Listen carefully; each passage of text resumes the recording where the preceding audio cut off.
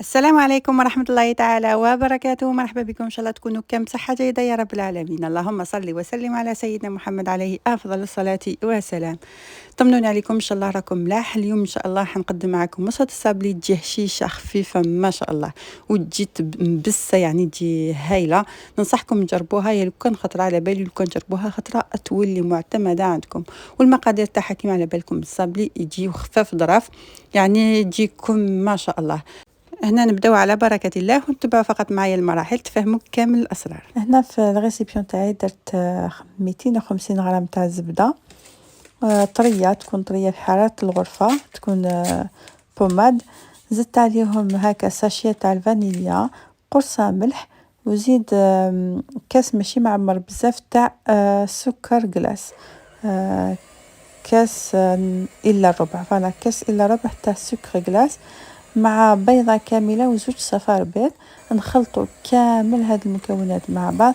انا اكيد حنحط لكم كل المقادير مكتوبة في صندوق الوصف، هكا ما نخلطهاش عليكم، بالك ننسى عفسة ولا ما نقولها لكمش، او ما نكتب لكم كل شيء هنايا. انا كما تشوفوا هنايا زدت ربع كاس تاع زيت المائدة، ونكملوا نخلطوا كامل هكا بالخلاط. تقدروا تخلطوه بالفوي ولا الخلاط الكهربائي كيما حبيتوا. انا نحب نديرهم دائما هكا بالخلاط الكهربائي، ومن بعد نحبس ندير بيديا. هنا كإضافة واحدة أخرى درت كاس تاع المايزينا، هذه هي اللي تمد لكم الهشاشة والطراوة في الصابلي تاعكم. درت هنا كاس كيما قلت لكم تاع المايزينا. كل حاجة نديرها نغربلها باش ما يقعدوليش هذوك الحبات من الداخل. ونزيد معهم كيس تاع الخميرة الكيميائية.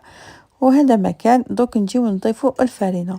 بالنسبة للفرينة لازم نضيفو شوية بشوية حتى نتحصلوا على عجينة تكون طرية، تكون طرية بزاف، العجينة تاع الصابلي.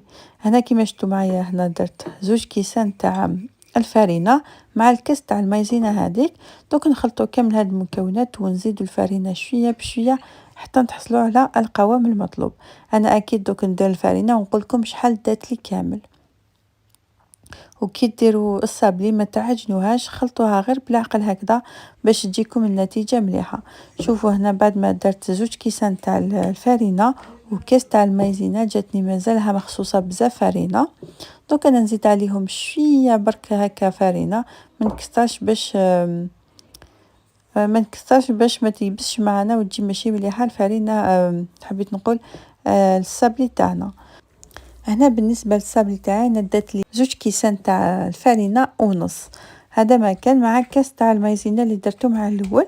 والقوام لازم يجيكم بهذا الشكل، طريه بزاف، وخليوها طريه ما تخافوهاش، وخليوها تريح باش تحلوها وتجيكم واحد الصابلي الله يبارك بزاف شباب وطري، وخاصه كي يطيب يجي فريمون يذوب في الفم. دوك نغطيها قلتلكم نخليها في الثلاجة حوالي نص ساعة ولا ساعة، قسم ما خليتوها خليوها تريح باش تجيكم سهلة باش تحلوها فيما بعد. هنا انا خليتها حوالي نص ساعة. دوك نجي نحلها مباشرة.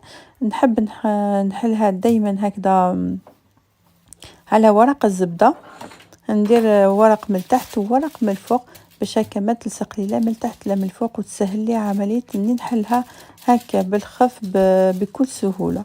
شوفوا نتوما عبزوا غير بشويه، بما انه العجينه خليتها طريه كامل، وما تحلوهاش بزاف رقيقه وما تخليوهاش تاني بزاف خشينه.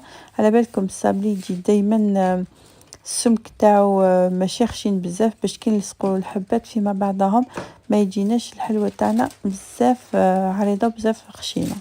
شوفوا يجيها بهذا السمك هذايا. وشدوا المول تاعكم، غطسوه شويه في الفرينه باش ما يلصقش معكم، ما تلصقش معكم الحلوى تاعكم، وفصلوها بهذا الشكل. اكيد نتوما الشكل خير والشكل اللي حبيتوه.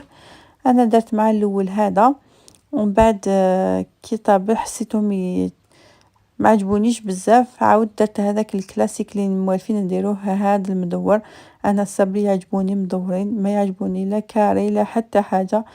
الصبلي بالنسبه لي لازم يجي مدور، هذا ما كان. يعني كاين اشكال بزاف، عندي اشكال بزاف ما نستخدمهمش. نحب دائما نولي الهدايا اللي موالفين به. على باليش نتوما، بصح انا نحب كل حاجه قديمه، كل حاجه كما يقولوا موالفين بها بكري، باما انها تفكرني فريمون في ايامات زمان. على بالكم بكري ما كاش عيد، ما كاش دار اللي ما ديرش، خاصه الصابلي، حلوة الطابع، الغريبيه، المقروط، هادو من هكا من الحلويات التقليديه اللي لازم تكون في كل دار تقريبا. كل واحد واش يدير، لكن هكا شغل كاين عفايس كل دار جزائريه كانوا نديروا كامل نفس الحلوى، نفس الاشياء. ما شاء الله، يقولوا يخلي لنا بلادنا، يخلي لنا هاد الساعه ساعه الخير ان شاء الله. بعد ما درت الحلوى تاعي في الفرن على 170 درجة حوالي هكا 12 دقيقة 14 دقيقة، نتوما شوفوها برك كي تتحمر شوية هكا، ولا تحبوها حمراء ولا تحبوها تاني تخليوها بيضة كيما الناس يحبوها بيضة، خليوها برك هكاك ونحيوها باش نكملوا لها التزيين. انا نحبها تجي شوية هكا محمرة شوية، ما تجينيش بيضة بزاف.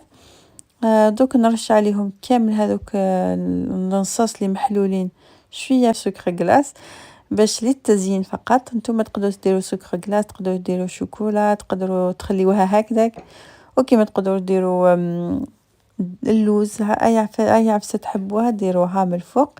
التزيين يقعد دائما اختياري، كل واحد كما يحب العفسه تاعو.